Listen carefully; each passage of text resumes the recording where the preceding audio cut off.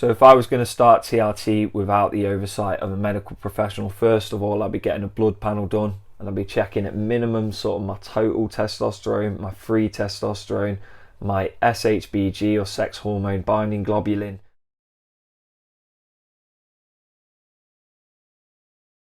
What's going on, guys? It's Jacob from Sunday Lifters. Welcome back to the channel, or welcome if it's your first time. Today we are going to be talking about testosterone replacement therapy, or TRT for short. We're not going to be talking as much about the reasons you might want to start TRT or the symptoms of low testosterone, and therefore this video will be much more applicable to you if you're already doing TRT or you're thinking about doing it, whether that be with the oversight of a medical professional, which is always what I'd recommend, or whether you are just sort of looking at buying testosterone online and administering it yourself exogenously without medical oversight, which of course many people will do. And of course you also get people who go to the gym, like bodybuilders, who will blast testosterone, and of course a lot of the time that is done without the oversight of a medical professional too. There's no point pretending this doesn't happen. My hopes is just to give what is, in my opinion, the safest way to do testosterone replacement therapy, and if I was doing it, how I would be doing it. I want to preface everything I'm about to say, and you probably saw this coming, guys, but I've got to say it. I'm not a medical professional and I'm not giving medical advice. Like I say, I'm just explaining what my opinion is on the matter, and if I was doing testosterone replacement therapy, how I would do it. I'm not saying anyone else should do it, and if you are thinking of doing it, you need to think, one, very carefully about the reasons you're doing it, but two, you should always do it with the oversight of a doctor and listen to what they say on the matter. Testosterone without a prescription is likely illegal in your country, so you need to bear that in mind, and that is again another reason why I highly suggest you don't get involved in this. Before I get into the nitty-gritty of this video, guys, if you could just drop it a like, a comment, or consider subscribing if you're not already.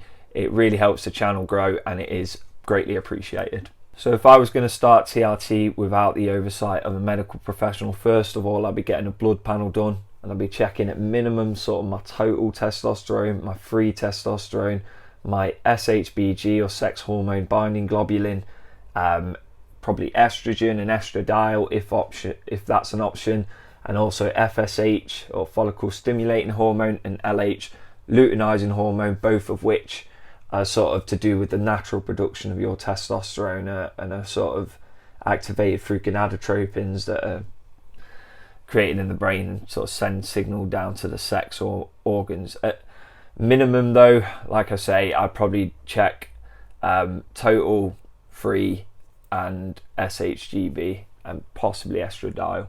Now, the reference range of sort of total levels of testosterone can be anything from 250 nanograms per deciliter to 1,100 nanograms per deciliter. It depends on your country, the clinic, the medical professional. This is the problem, and my biggest gripe with the sort of current standard and sort of way we measure this. It's the range of healthy levels of testosterone is absolutely massive, and to me, to say somebody who's at 260 nanograms per deciliter is going to be functioning at that same level, and I'm not just talking from a physical standpoint and the ability to put muscle on, but we obviously know that testosterone plays a huge role in sort of dopamine. It plays an interaction there, and it's been described by, I think I brought this up on a previous video, but Professor Andrew Huberman of Stanford School of Medicine actually said, I think he coined this, he said testosterone makes effort feel good. And to say somebody, like I say, at 260 nanograms per deciliter to somebody at 1,050 nanograms per deciliter would be operating on the same sort of, like I say, not just physical but also mental function and level, to me is a little bit absurd. But despite that, that's what we have to go off at the minute. So check what you are within that range, and you need to ask yourself seriously if you've done everything else you're willing to do, like optimizing sleep, maybe trying supplements like Tonkat Ali, zinc, There's others you can look into to sort of boost natural testosterone. Are you doing resistance training? Things you sort of have the power to control before going down this route. Have you optimized all them? And if the answer is yes, but that you're still not where you want to be, or there's certain things in your life you're not willing to remove. If I had done all that, or you've done all that, and you're going down this route anyway, the next thing I'd say is it's always better to start with a smaller amount and titrate upwards. The reason being because you can start on a small amount of testosterone, work your way up until you hit the sweet spot that alleviates your symptoms and sort of improves your life quality. And that's where you need to, more is not always better. If that's enough to improve your life quality and get you to where you want to be, there's no need to go any higher. It's just going to, if anything, increase the risk. So let's talk about the dosage. Now, 200 milligrams in a week, guys, is a lot. I'm sorry, it is. I'm not saying don't do that amount. I'm just saying we need to accept that for TRT standards, 200 milligrams or upwards of that is quite a lot. I know bodybuilders are blasting 500 milligrams of testosterone in a week, but they are doing cycles or steroid cycles. They're not, or usually not, going to be on testosterone for life. They just blast it for a couple of months for show, for the lead up to a show, and then they arguably stop. It's not healthy. This is the problem. You have to think really carefully about this because it's a long-term commitment. When you start TRT, even if you're starting smaller amounts, you are going to shut down your natural production of it. And yes, you can get that natural production back, even if you've been using exogenous testosterone chronically for quite a long time. You can get your natural production back, but you have to go through a cycle of having basically no testosterone until your natural function gets back to where it needs to be. And that can take 6 months for some people, especially if you've been using testosterone for a long time. We're talking years. It isn't going to come back overnight, guys. It could take 6 months for your natural production to come back. And the reason TRT is a lifelong commitment and not something you should just do for aesthetics or to build more muscle in the gym is because for people who want this for a sort of a better life quality and are using it as a medical prevention, it is a lifelong commitment. Because let's say my natural testosterone production is my natural testosterone level is at 290 milligrams per deciliter, and I, through exogenous testosterone, get it up to 800 nanograms per deciliter total, and that's what I feel good at. If I decide to come off it for any reason, I have to suffer through this potential 6 month period of having no natural production. Then when my natural production starts back up, it's only going to go back to 290 nanograms per deciliter like it was initially, which was low enough for me to want to start TRT to improve my life quality in the first place. So what I'm trying to say is, if you ever stop, you're going to go back to where you was in the first place, which was a shitty sort of life situation to the point that made you want to start TRT. So it's a lifelong commitment, guys, and needs to be thought about very, very carefully. So like I say, start on a low amount, get to the smallest possible amount weekly in milligrams that makes you feel happy, more functional, higher level of activity, and all the things you want to get out of your exogenous testosterone use. Once you get there, there's no need to go any higher. Now we talk about the administration. Now, most of the time, and doctors usually prescribe it in a way that you do one sort of intramuscular shot per week of your sort of full weekly dosage. So let's say you're on 120 milligrams a week of testosterone. You do that once a week in one intramuscular shot and you get the full 120 milligrams. Doing it this way massively elevates your sort of free testosterone.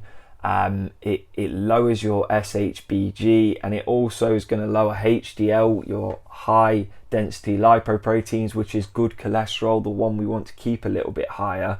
And cholesterol is actually a precursor to testosterone. Testosterone is synthesized using cholesterol, so I don't know if this is proven. It's just my own theory, but I imagine when you shut down your natural testosterone, it's something to do with the HDL not being needed anymore, and therefore your body stops sort of creating as much of it. Maybe that's why it drops. Like I say, I don't know. I'm just theorizing with that. If you know, let me know, because I haven't looked into it, to be honest. I'm going to link an article down below which actually shows, using graphs, the visual representation of administration this way. So the once a week shot of 100, let's say 140 milligrams, to make it easier for the next example, but 140 milligrams via an intramuscular shot once a week spikes the levels up, and then over the course of the week the testosterone level, like free testosterone level, gets lower until the next shot a week later, and then it goes back up, and so on. It keeps doing this pattern, which is obviously, it's going to be more stressful on the body. There's all these sort of negatives that we see, like I listed before, the sort of lowering in HDL. The biomarkers seem unstable, and so do the sort of blood levels of these different hormones. The constant switching between high and low is not a good thing. Now, if you were to use that same amount, 140 milligrams of, let's just say, testosterone enanthate, and you split that shot down into 7 shots of 20 milligram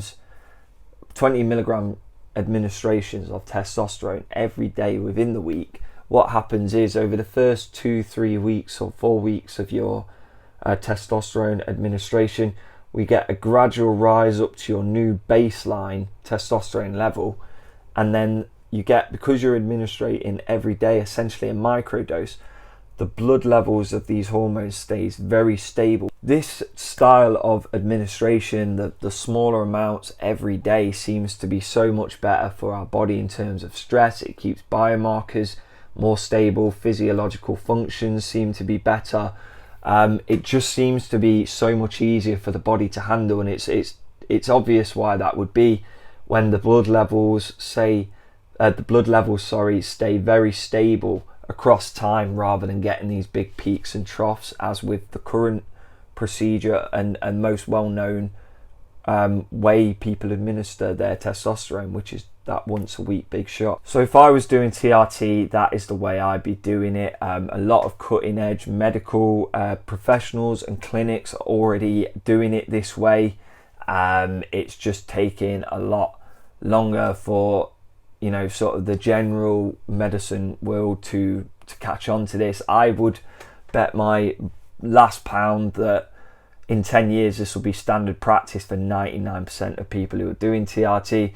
The only people who probably struggle with this is people who have fear of needles, because I accept that doing it so frequently every day for a lifelong commitment thing, you know, injecting every day, it's not ideal, but if it makes your life a lot better, it's surely worth it. And like I say, the only thing I think would stop people doing this really is if they had a fear of needles, or they just really didn't want to do the daily injections, just from a laziness standpoint, and they were happy for their sort of health not to be as optimal in doing that. The great thing is, if you're lean enough, you can get sort of a 0.5 millimeter 29 gauge insulin needle, which the needle's so small it's like you barely even feel it.